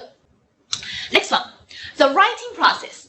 The second focus. So now we talk about the process, right? So for example, have you ever heard of stimulated recall? This is very good techniques used in psychology. Stimulated recall. So for example, I have everything recorded. I recorded every specific behavior you did during the writing, right? And later, I, as an instructor, as a researcher, will sit down with you, and then we discuss what is going on there just now. Why did you go like that? What did you do there? What are you thinking about at that moment, right? While you're watching the videos, and then we discuss what was going on there.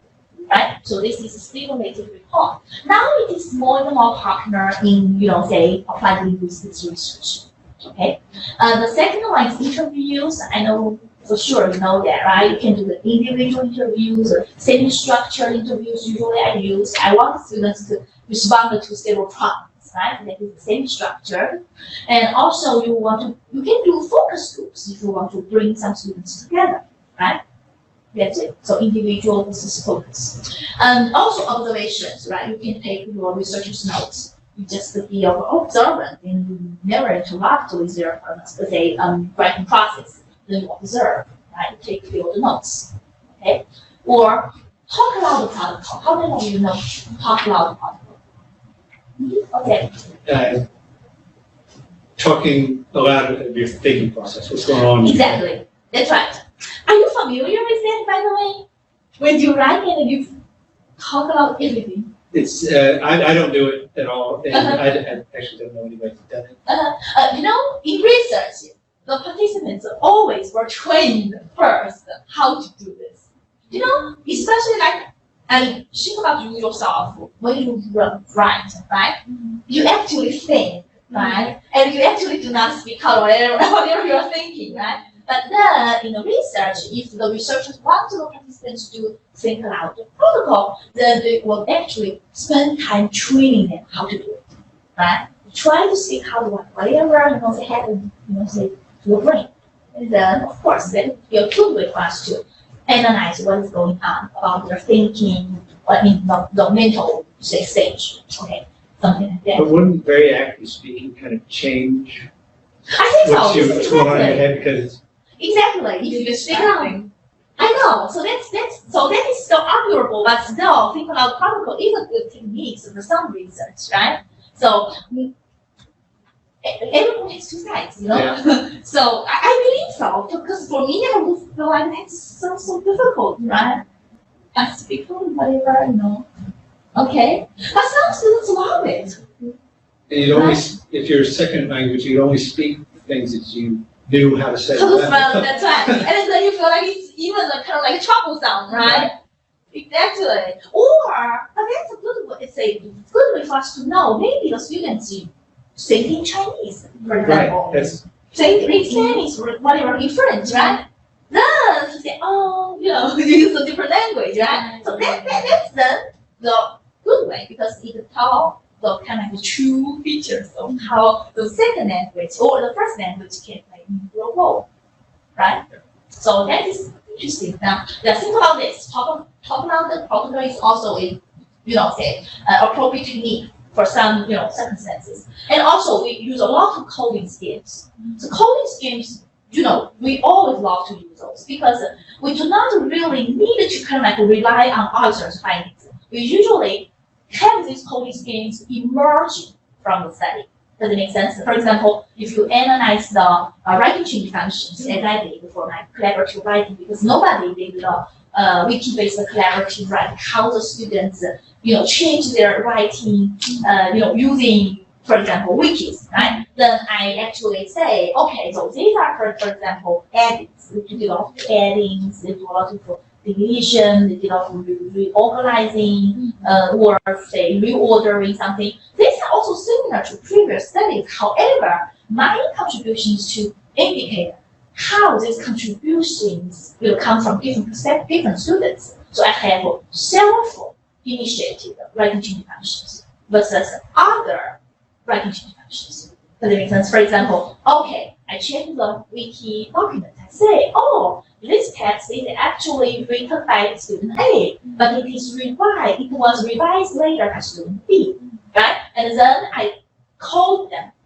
at this specific moment as other writing change functions, right? So you should have specific new coding that can emerge from that. Does it make sense? So coding scheme is another one. So you want to delve into. It can be emergent from the study, or you can use the established coding scheme to do it. Okay. And the last one is content words, right? You want to see how the process is going on. For example, in the first draft, the students only contributed like 20 or 200 words. But the second stage, whatever, they contributed 100 more, whatever. Then you can still track the development of the process, of the revising process. Okay. Let us move on. We have the third, fourth participants. You want to analyze their journals, right? Some researchers love the participants always write the journals, right? The journal analysis, the questionnaires, interviews, closed and open-ended survey. So, by the way, closed, usually you do like the Likert scale, questionnaire, like 1, 2, 3, 4, right? You check this, statistics. And also you can do the short answer questions. Okay. Reader's judgment in the scores. You can always get a chance to connect the, for example, this is a 6 out of 10 score, right? Or 5 out of 10, whatever. You can, say compare their scores and interview with the readers as well. Right? And the last one, you think now about it. For example, if you are examining the raters, behaviors, right? And then you can conduct, use this technique to think about the rater will say, oh, look at this. This is excellent, say evidence to show the language variation, in lexical, whatever, right? So he or she can definitely figure out, right? Okay. Then after that, we have context as the fourth focus. So in order to understand the context, the influence of context in second-language writing, you can do some of the techniques. Okay, these are just a part of them. Of course, you can use more. Analysis of classroom discourse, open or ended survey again, and document analysis. So document analysis usually refers to not only like the writing assignment, right? But also something like, for example, what I'm thinking is digital literacies, right? I'm thinking students even had a Facebook chatting, right? They have some, say contribution to Twitter or whatever. So those specific documents can be used for your answer. Any questions about the techniques? Yep. Do you want to use some of them? Some of them sound interesting. Yeah. Future research for this from this study. This article actually informs us. We actually want to know what actually happens in writing classes. because we know, okay, so these are important, but we do not know really exactly how the teachers teach, right? So for example, what techniques and materials are used, right? Or how the teachers, taught the students, because I remember in the past, there are research addressing the discrepancy between teachers' beliefs and teachers' actual teaching. They always argue, oh, I do this, I do that. But when you go to the classroom, that's totally different story, right? So actually that is something to do with the actual classroom discourse. So you want to do the classroom research and you want to find out what actually happens in a classroom.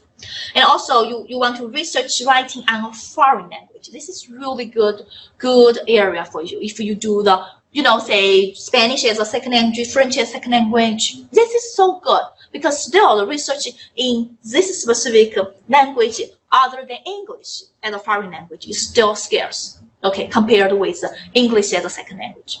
Okay, and also the research on second language writing in the digital age is scarce.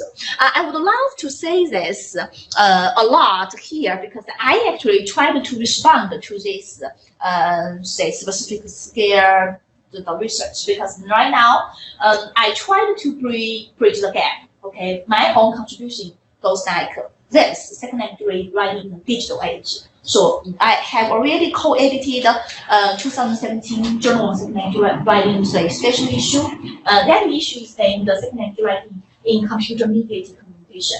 So I actually edited this journal, issue with Dr. Naomi Storch, okay, who is really renowned in collaborative writing. And then I have a book project in second language writing in the digital age. Hopefully it will come out in 2021. I'm still working on that. Very slow, but hope to get there soon. Last one, this is what I'm actually would discuss with you guys. If you like, I would definitely seek the possibility of co-authoring. So I'm actually invited to write a survey study about the dissertations on second language writing technology during these maybe 5 years or 6 years. Does it make sense? So there are a lot of dissertations right now address or examine second language issues, but also not only just second language writing issues, but also how the technology afford and impact second language writing, right? So I will be actually completing this sometime, I should say, the editor from language teaching, by the way, the journal is language teaching, really good journal. Language teaching, the editor told me that possibly this issue will be coming out in 2021, So if you are interested in doing some annotations about the dissertation, you want to know the whole process of writing for publication, let me know. Okay, so I will seek the possibility of doing co-authored work. Okay, so because usually you can see if you go to language teaching, that journal, you can see they have the major professor, they have the professor, and they have like 2 or 3, students, right? So to co-author. So that would be great because there are tons of pieces there. Usually, I right now I'm focusing on possibly 18 to 20, dissertations.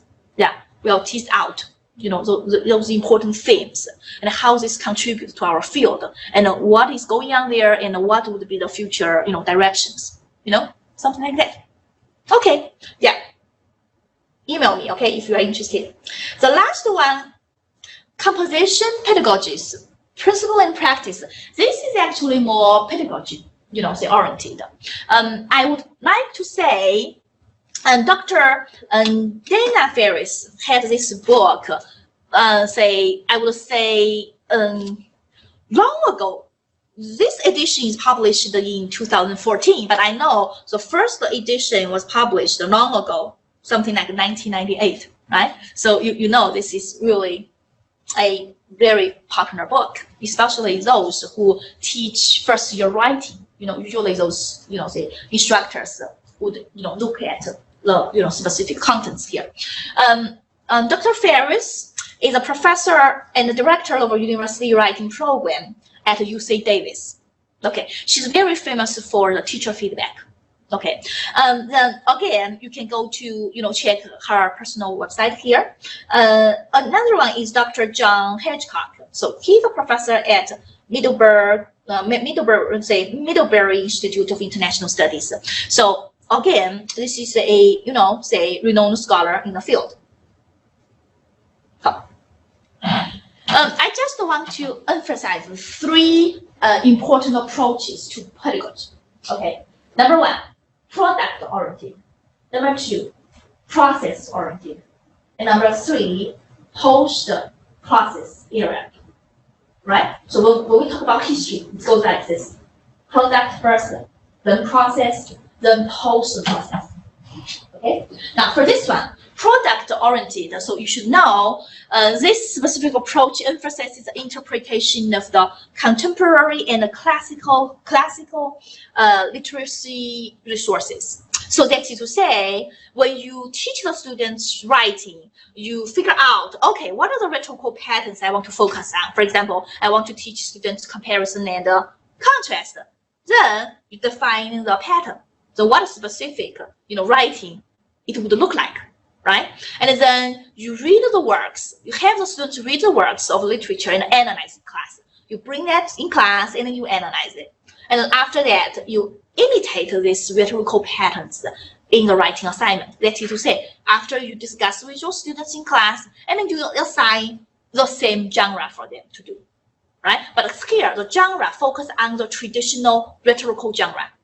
Narrative, right? Something like that, the exploratory, argumentary, right? Something argumentative, and also here, the comparison and contrast, right? So, it belongs to exploratory. Second one, have you ever think of some benefits? Of course, right? We talk about like templates, right? It is helpful, but it has some disadvantages. Of course, for example, it is viewed as a static representation of students' learning and content knowledge, right?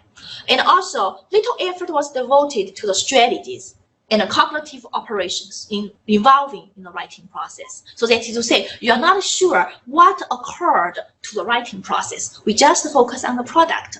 We missed the whole processing process, the developing process, right?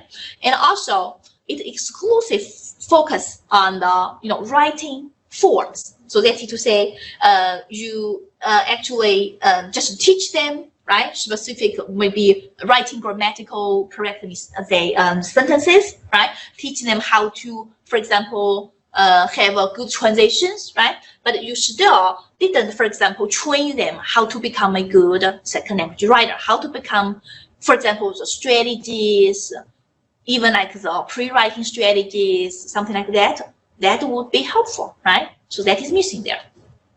The process movement occurred.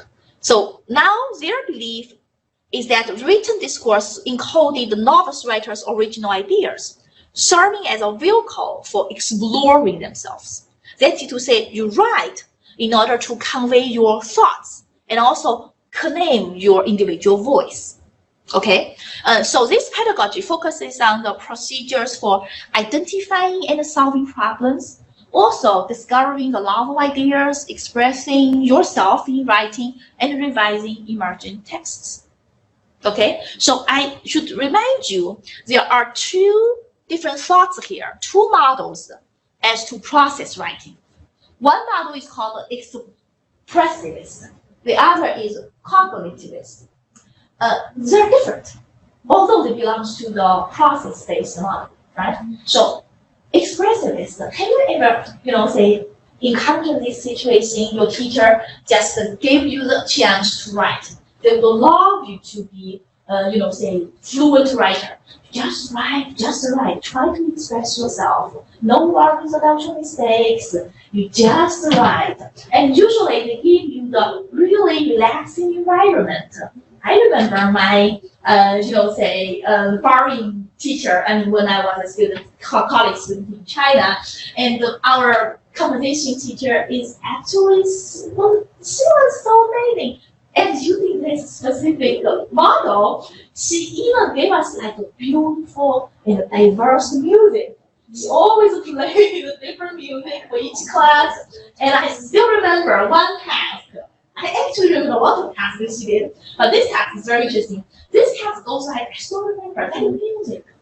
A lot of curves, sometimes like slow, sometimes rushed.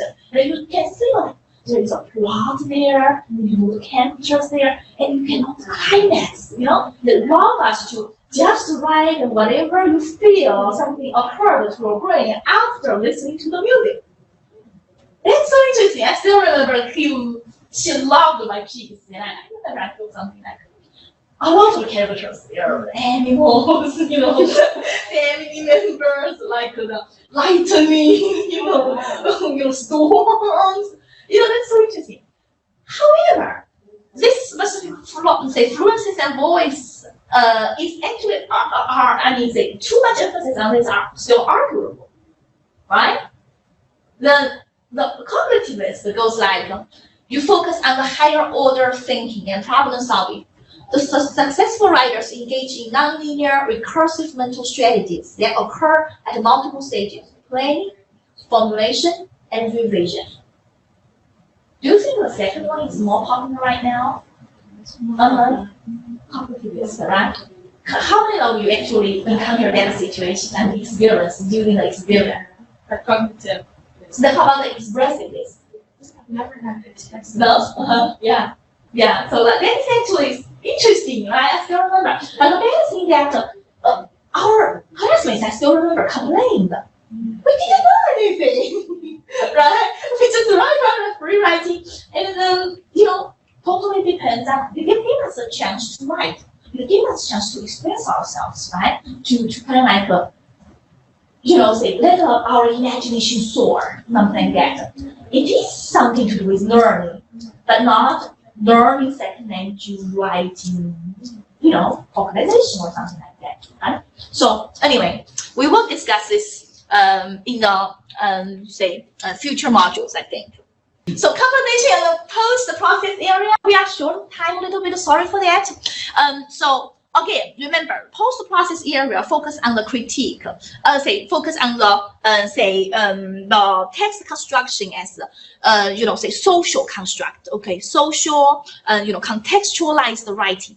So that's it to say, you want to say, writing is inherently social in a transactional process that entails mediational activity involving writer, reader, text, and context for writing.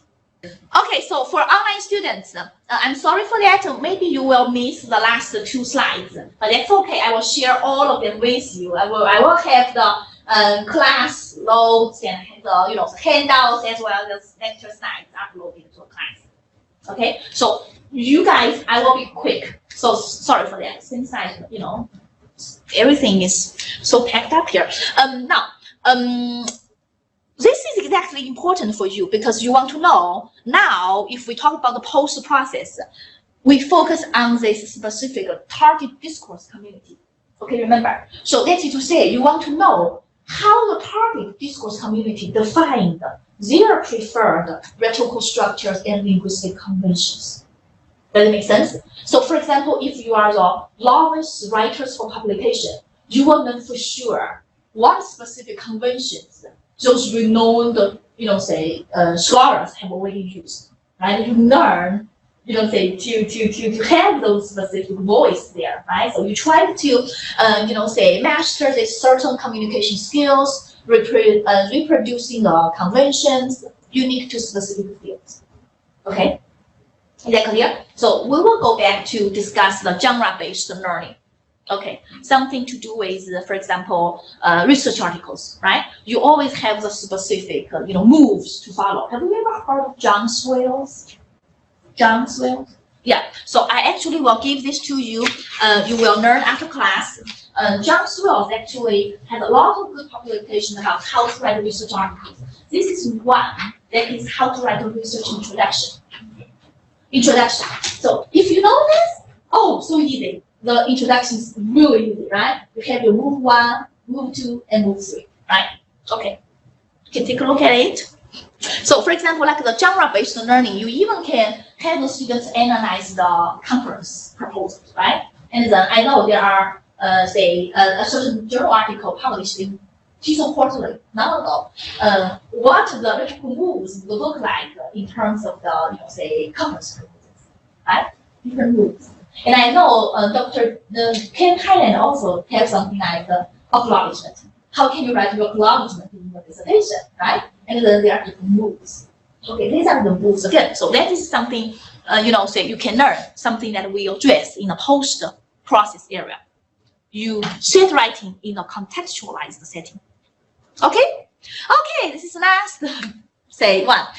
Focus. So I don't want to cover all this here. So you just take a look at it. Then you will see there is a history, right? From the basic traditional rhetorical until the last one, the focus on social interaction, like collaborative writing, the focus on the critical literacy. And this one, writing across the curriculum, is also important if you are, for example, to direct the writing center in the future. And you will love this a lot, because I still remember at Georgia Southern University I worked before, they use QEP, quality, say, enhanced plan is actually including this WEC. So that some courses are WEC classes. That is to say, they have those specific writing tasks to be embedded into their disciplinary course, right? And they see the writing outcome. Okay, that's it. Then you think about it, and we will share some of your thoughts in next week's class. I want you to kind of like draw on your experience on say learning second language writing or even teaching second language writing, and what specific approaches say click with you, right? Or what you want to criticize.